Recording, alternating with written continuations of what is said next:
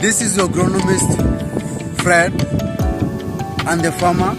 Today is planting day, and this is another growing season. This is a new episode, and there are so many things that I do each and every season when it's starting.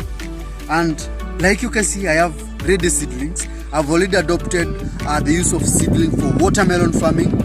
Though you can use seeds or seedling, you don't need to struggle to look for seedlings.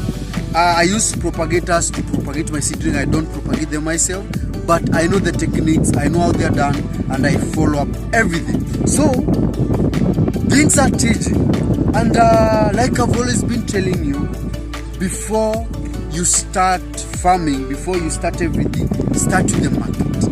Know when to sell your watermelon. Mark the dates. Talk to the market.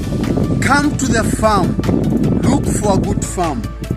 Look for the best variety and start growing your watermelon.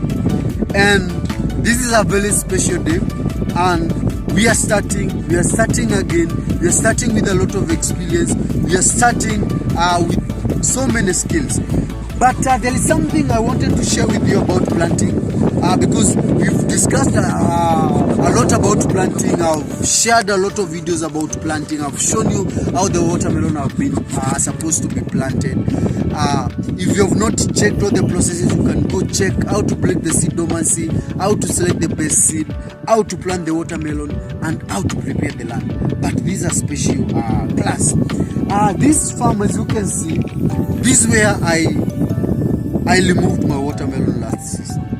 But now, here, this is the tunnel that I had planted the previous watermelon. Instead of coming back and planting the watermelon back to where they were, I decided the bed that the watermelon were lying, that way I'm going to do the trenches and plant my new watermelon.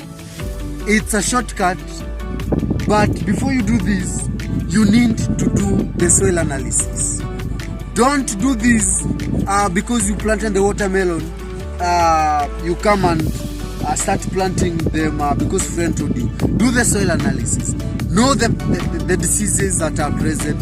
Know the pests that are present. Know the nutrient present. Know the nutrient that is absent. And know the pH. And when I did the soil analysis, I realized that the pH was too low. That means the soil was acidic.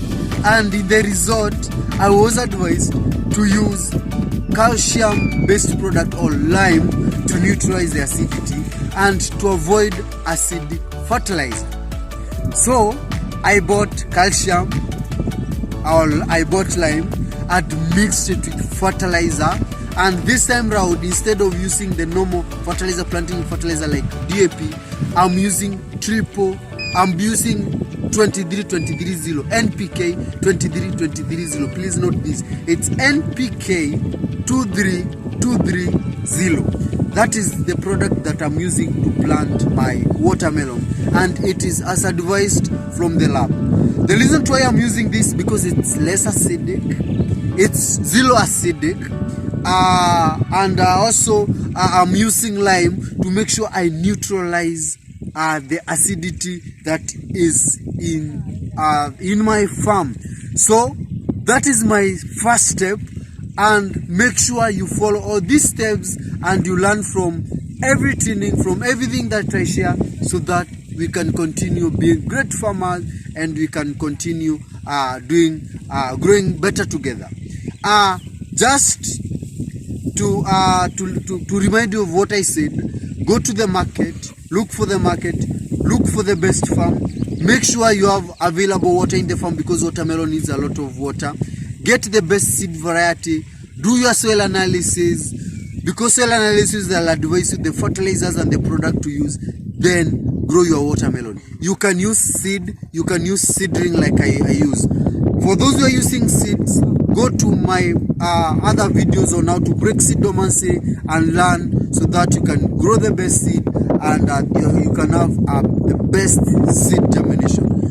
Make sure you're subscribed to this channel if you are watching for your first time. Make sure you follow other videos if you're watching for the first time, And thank you for following me. Thank you for being part of my team, for learning with me, and I'll continue giving you the best of the best in this journey of farming, not necessarily on watermelon, but also in other crops.